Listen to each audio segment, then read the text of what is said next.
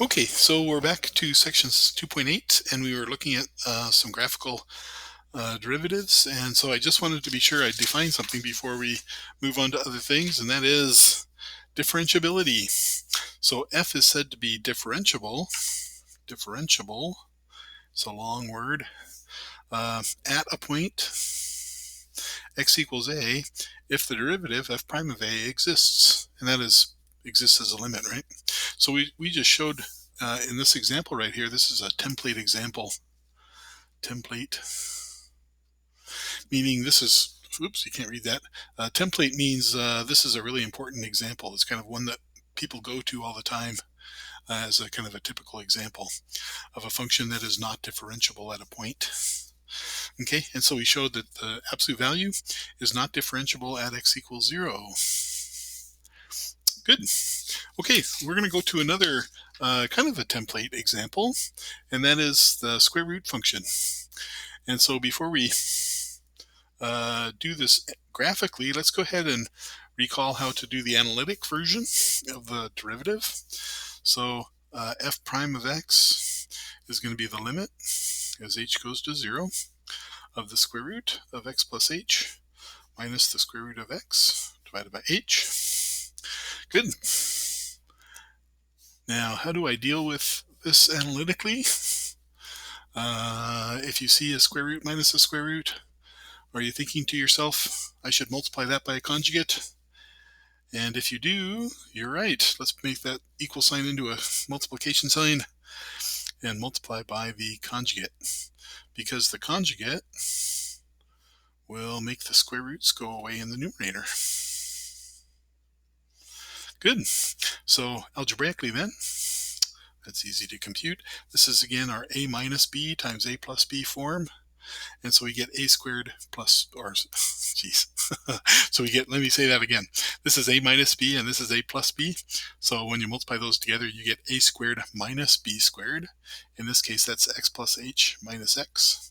Of course, you could go ahead and just multiply them out, right? Using FOIL, first, outer, inner, last. Do you remember that? X plus h plus x, square root of x. Good. And now, as usual, right, the x's cancel, then the h's cancel, and then we have 1 over square root of x plus the square root of x. And what is that going to be? Oops, I guess we've already taken the limit then. 1 over the square root of x plus the square root of x. Okay, you remember how to do that. That's 1 over 2 square roots of x. Very good. Okay. Now, let's take a look at the picture of the square root function. And let's see if we can draw the derivative.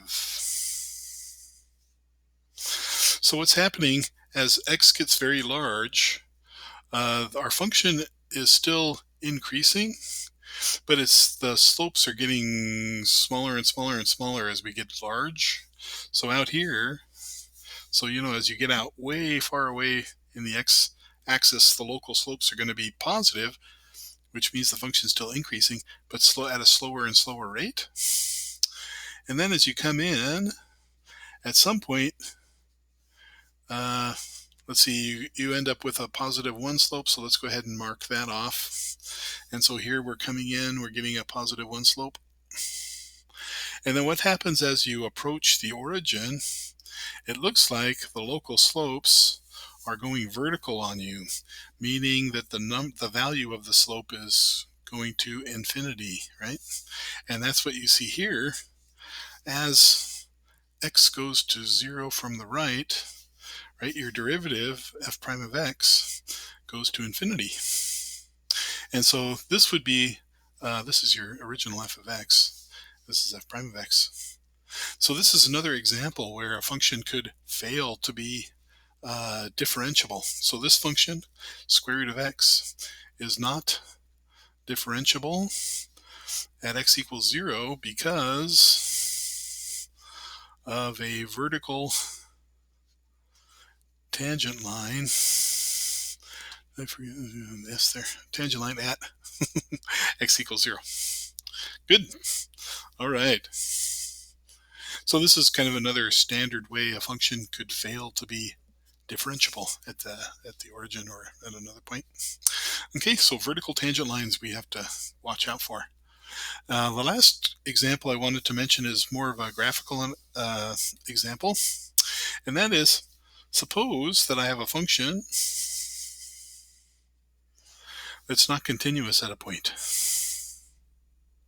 So this was my point A in this case. Could this function possibly have a derivative at this point?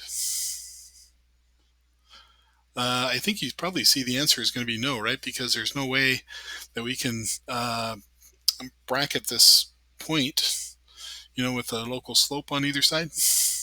And so in this case, if f is not continuous at x equals a, then f is not differentiable at x equals a. So if the function fails to be continuous at that point, you can stop. It's not going to be differentiable there either. Okay, so notice that logically, if we treat this as a logical statement, right, we have an if-then statement. This is logical equivalent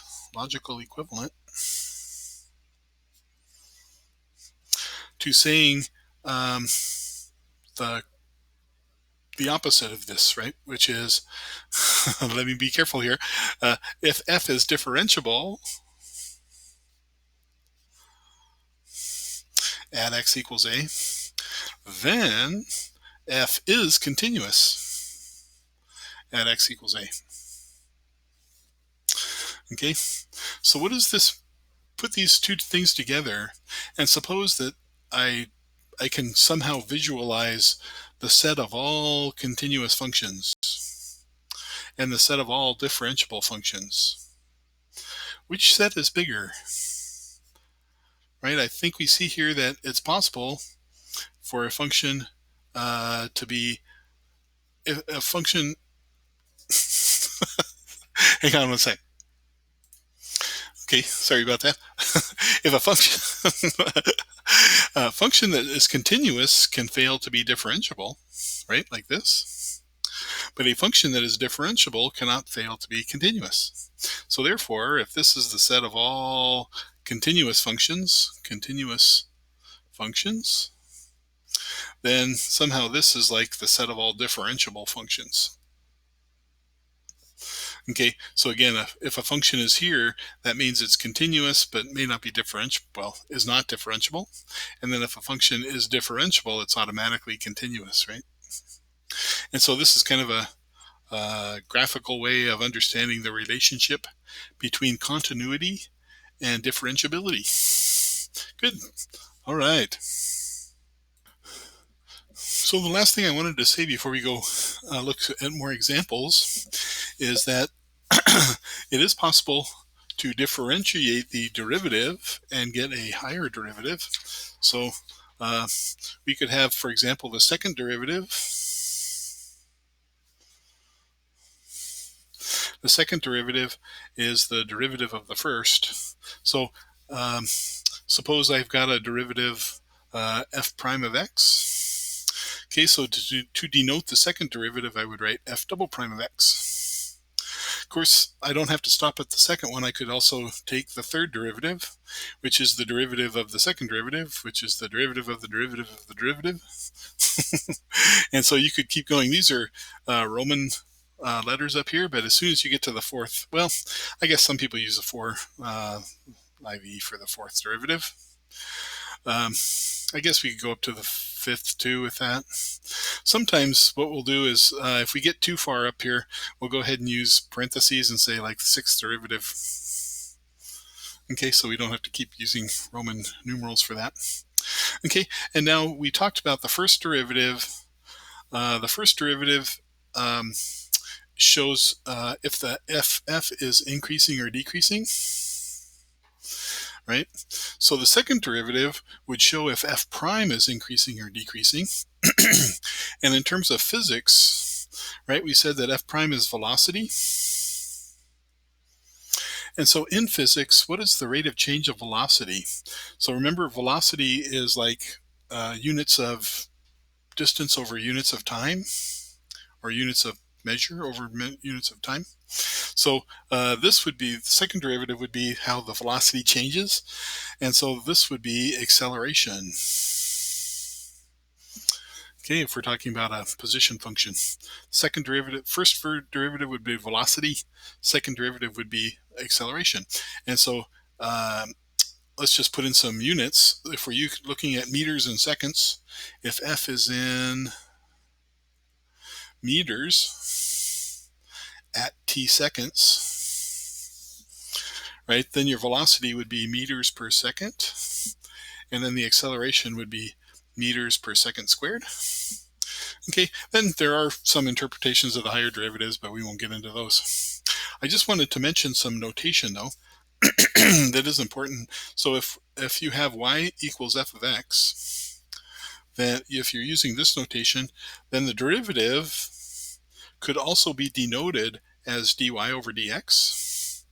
And so this is Leibniz notation.